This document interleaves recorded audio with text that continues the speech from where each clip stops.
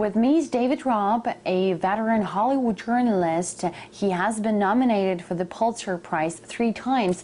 In one of his books, he takes his readers behind the scenes during the making of many well-known movies in Hollywood and also reveals deep connections between the Pentagon and Hollywood. Thank you very much for joining me here today. Thank you, Medina. It's my pleasure.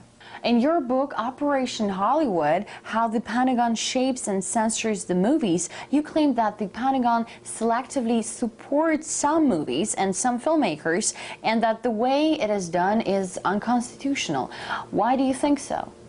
The Pentagon admits that they do selectively support some filmmakers and not others. If you are willing to give your script to the Pentagon and let them review it before you shoot the movie, and if they have any changes that they want to make, if they want to take out a portrayal of the military that they think is negative, that will hurt their recruiting goals, if they want that taken out and you agree that you'll take that out, or to put in something that's more positive to help them recruit people, then they'll assist you with your movie. Then they'll grant you access to aircraft carriers and submarines and tanks and ships and planes. And if you don't play ball with them, they won't give you that stuff. It's unconstitutional because the Supreme Court has ruled over and over and over again that the First Amendment states that Congress shall make no law abridging the freedom of speech. The Supreme Court has ruled that that means that the government cannot favor one form of speech over another. And that's exactly what the Pentagon does. If you say what they want you to say, they'll help you with taxpayer-funded equipment. And if you don't play ball, they won't help you. But these are just, this is just movies. This is just a form of entertainment. Why is it that important? It's a form of speech, and that's what the Constitution protects government interference in. The government can't give you tax breaks by saying nice things about them. Movies are a form of speech, just like a book. If people thought that their newspapers or books were being sanitized by the military, if the military was telling book writers or newspapers what to take in and what to take out of their scripts, people would be outraged.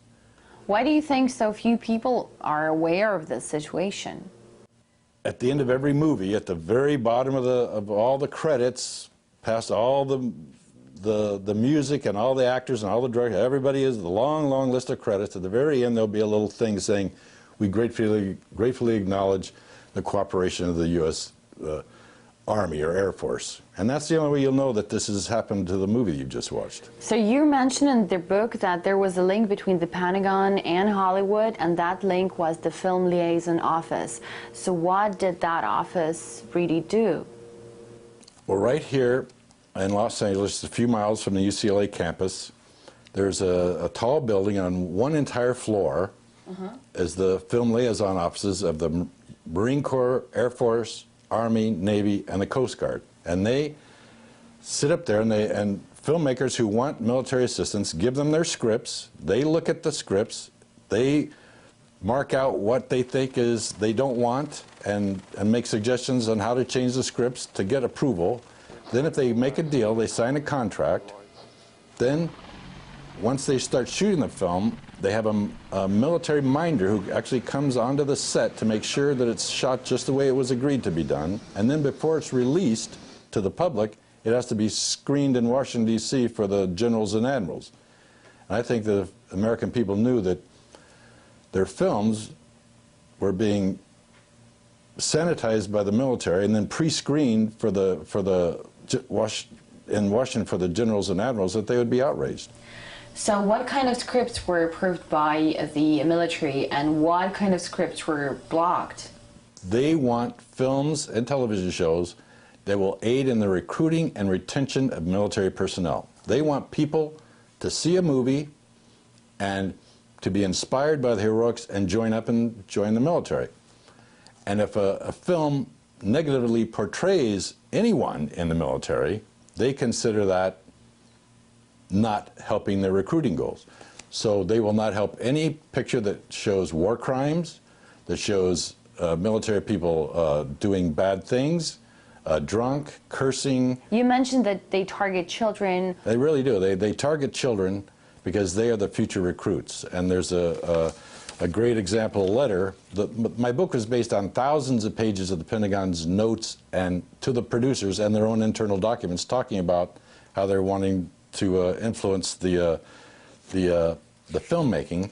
Mm-hmm. One of the notes was written from an Air Force colonel to the producers of the film The Right Stuff, mm-hmm. which is about the early days of the American space program. The colonel told the producers of this picture, it was based on a book by Tom Wolfe, which was filled with obscenities, lots of cussing, very funny, very colorful book, but the military didn't want that.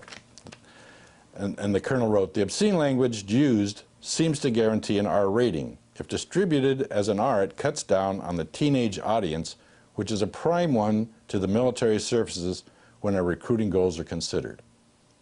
So they changed the script in accordance with what the military wanted, and they took out a bunch of the obscenity, and they got a G rating, and then it actually got a PG rating. Right, so and then they got the target. They got the target audience That they needed. by changing the script, and so everybody was happy. What are the benefits of such cooperation for Hollywood?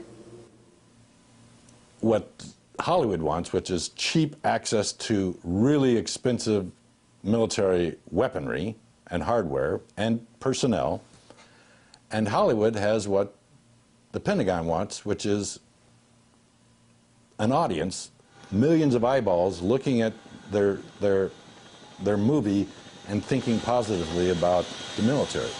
Of course, filmmakers have the right to say no. They can certainly say, no, I'm not going to do it, and many have done that. Many filmmakers have stood up to the Pentagon and said, no, I'm not going to do it, and they made their own movies, or in some cases they weren't able to make the movies, and many films have not been made because they couldn't get this assistance from the military. Can you name any examples of popular movies that went through the military control before they were actually filmed? Yeah, James Bond, GoldenEye. One of the dupes in the film was an American admiral, and the military said, no, we'll help you, but you have to change the nationality of the admiral. So they changed it to a French admiral. But then later they wanted to they went to France to actually shoot the picture. Mm-hmm. And the French said, well, you want some of our stuff? Well, we'll help you, but you got to switch the admiral to something else. So they actually in the film he's a Canadian. Hollywood filmmakers were just given access to classified information concerning the bin Laden assassination. What do you think of that? Well, when I was interviewing for the book the producers of the films, they would always say, oh no, we didn't give any trade-off. The only way you can really tell is by seeing the notes, the producers and the exchange of correspondence between the military and the producers. I haven't seen those notes. I don't think anybody's seen those notes. I don't know if there's been a trade-off. If there was no trade-off, I don't have a problem. If the government wants to just release information to people and there's no quid pro quo, there's no deal, I think that's fine. But the problem is when there's a deal made behind the backs of the American people in violation of the Constitution and American law, that's what I object to. How do you think this long-term collaboration between the Pentagon and Hollywood affected the minds of the Americans? When the American people are seeing hundreds and hundreds of films and television shows that have been sanitized by the military, and to make military seem more heroic than it really is, and never wrong and always good, that this creates a false image in the American people's mind. And I think it's helped make the American people a more warlike people. Thank you. Thank you.